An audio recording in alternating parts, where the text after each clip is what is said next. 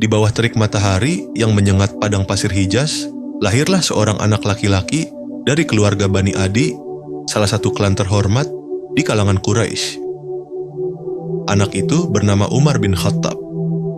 Lahir dari garis keturunan bangsawan, ia tumbuh dalam lingkungan keras, penuh kedisiplinan dan nilai-nilai kesukuan yang kuat. Ayahnya, Khattab bin Nufail, dikenal sebagai seorang pria keras dan tidak segan mendidik anak-anaknya dengan tangan besi. Sementara ibunya, Hantamah binti Hashim, juga berasal dari keturunan yang terpandang.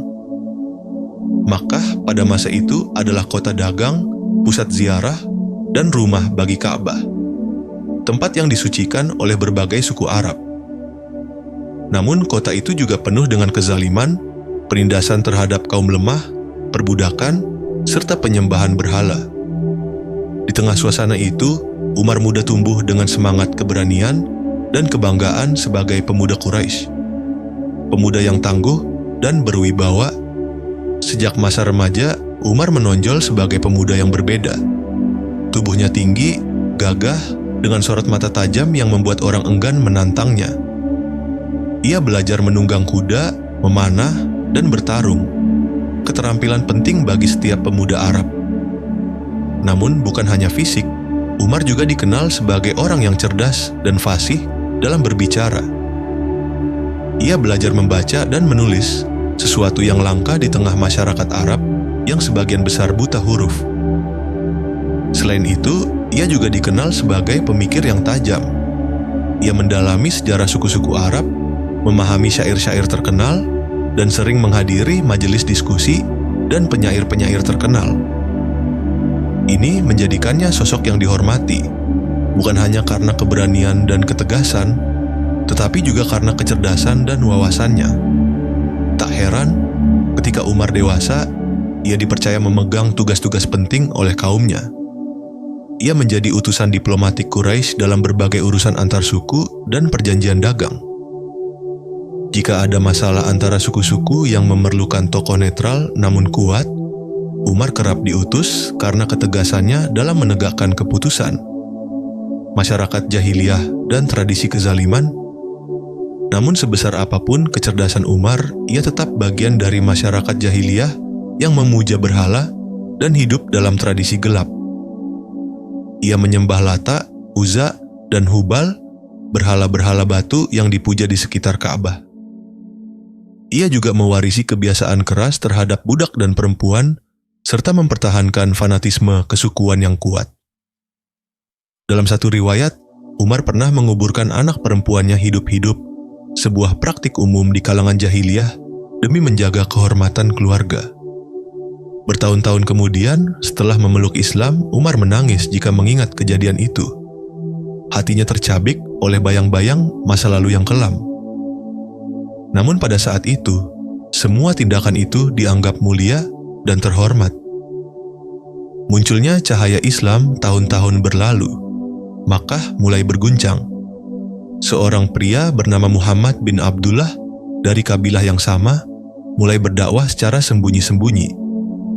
Ia menyampaikan pesan baru, ajakan menyembah satu Tuhan, Allah, dan meninggalkan berhala. Pada awalnya dakwah ini dianggap biasa oleh sebagian besar Quraisy. Namun ketika Rasulullah mulai menyuarakan kebenaran secara terbuka, mengecam berhala, menentang kezaliman terhadap kaum lemah dan budak, maka amarah kaum Quraisy meledak. Bagi Umar, ajaran Muhammad adalah ancaman bagi struktur sosial Makkah yang selama ini ia pegang teguh. Ia melihat agama baru ini sebagai gerakan yang memecah belah masyarakat, merusak kehormatan suku, dan melemahkan kedudukan Quraisy di mata bangsa Arab. Ia menjadi salah satu penentang paling keras terhadap Nabi Muhammad dan para pengikutnya. Umar, penganiaya para sahabat. Dengan tubuhnya yang besar dan keberaniannya yang menggetarkan, Umar menjadi ujung tombak Quraisy dalam menghadapi Islam.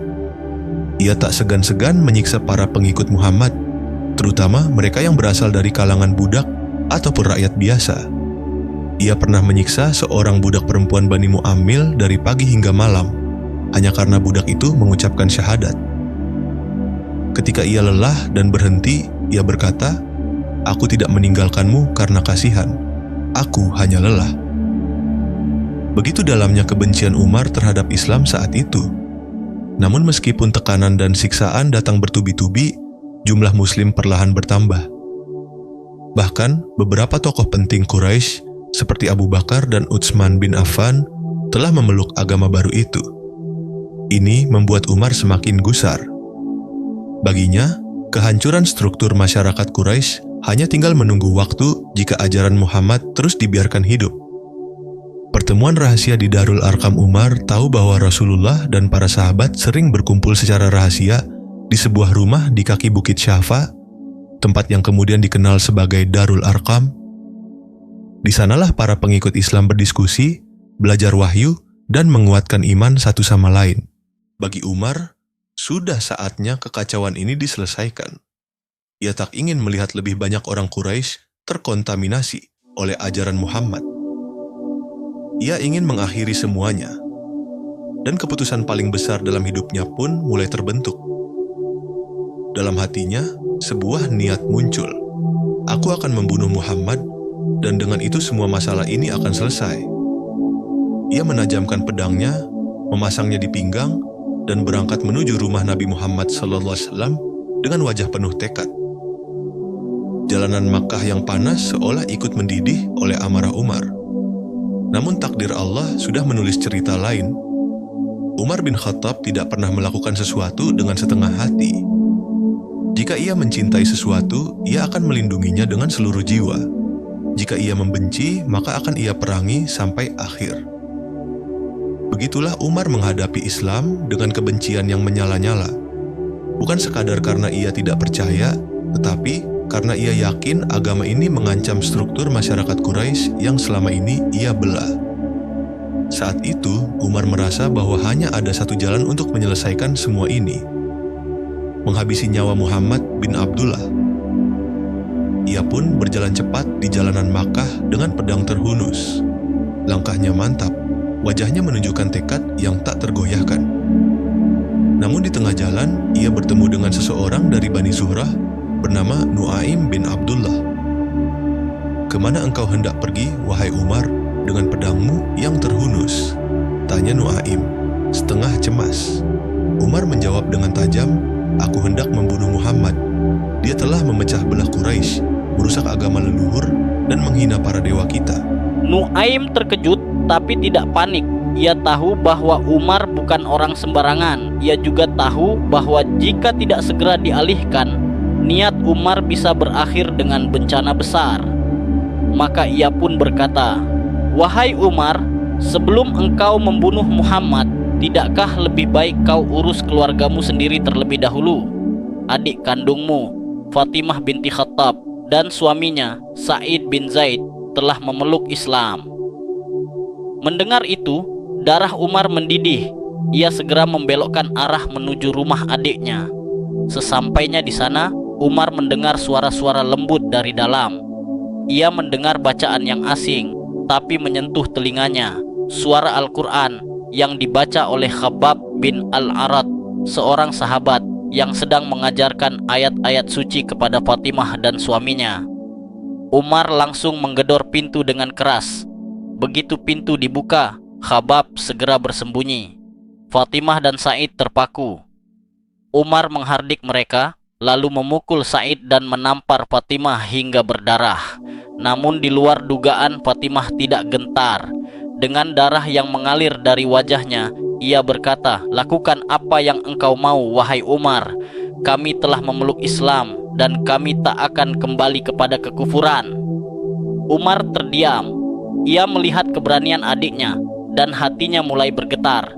Pandangannya tertumbuk pada lembaran mushaf di tangan Fatimah. "Apa itu? Bacakan untukku," katanya. Fatimah menjawab, "Kau najis, Umar. Engkau tidak boleh menyentuh mushaf kecuali dalam keadaan suci." Umar pun meminta air dan segera mandi. Setelah itu, ia kembali dan membaca lembaran tersebut. Ayat yang pertama kali ia baca adalah dari surah Taha. "Taha, kami tidak menurunkan Al-Quran ini kepadamu agar kamu celaka, tetapi sebagai peringatan bagi orang yang takut kepada Allah. QS Taha 1-3. Hatinya mulai bergetar, ayat demi ayat terasa menusuk relung hatinya yang terdalam. Bagaimana mungkin kata-kata ini bukan dari Tuhan? Hatinya yang selama ini keras, perlahan-lahan mulai mencair. Ia lalu bertanya, "Di mana Muhammad sekarang?" Fatimah menjawab, "Di rumah Al-Arqam bin Abi Al-Arqam dekat Bukit Syafa." Tanpa menunggu, Umar segera menuju ke sana, tapi kali ini bukan untuk membunuh, melainkan untuk menyerahkan dirinya pada kebenaran.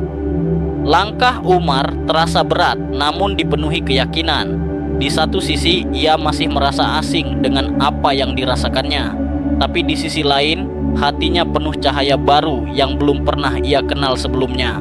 Keinginan untuk memeluk kebenaran kini mengalahkan amarah yang dulu membara. Rumah Al-Arqam adalah tempat rahasia kaum muslim berkumpul untuk belajar Islam dan memperkuat iman mereka. Ketika Umar tiba di depan pintu, para sahabat yang berada di dalam langsung tegang. Seseorang mengintip dari sela pintu dan berkata, "Itu Umar bin Khattab, dan ia membawa pedang." Sebagian besar sahabat ketakutan. Mereka tahu reputasi Umar, keras, ganas, dan tak mengenal ampun. Tapi Rasulullah dengan tenang berkata, "Bukalah pintu. Jika dia datang dengan niat baik, kita sambut. Jika datang dengan niat jahat, kita lawan bersama."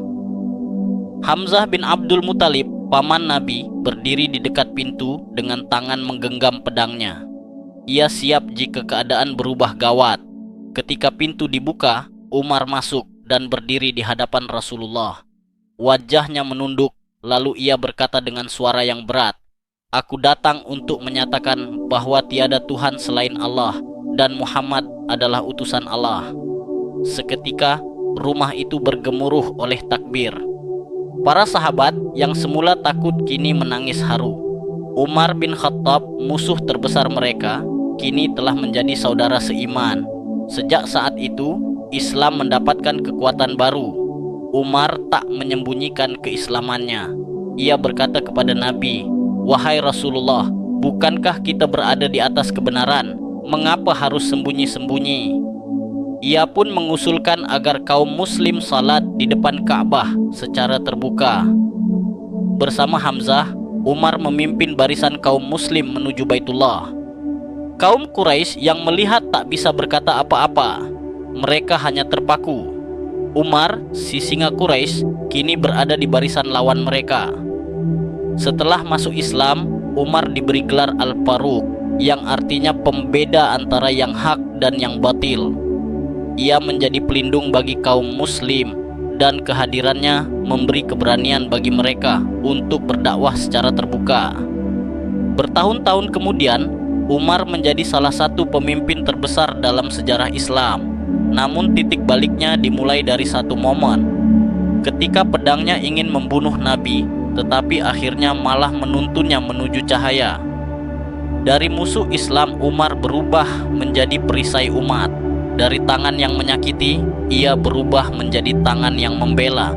Dari dada yang dipenuhi amarah, kini ia memeluk keimanan yang mendalam. Dan itulah kekuatan hidayah. Ia bisa datang bahkan kepada orang yang paling jauh dari cahaya. Asalkan hati masih hidup, Allah bisa membalikkan keadaan dalam sekejap.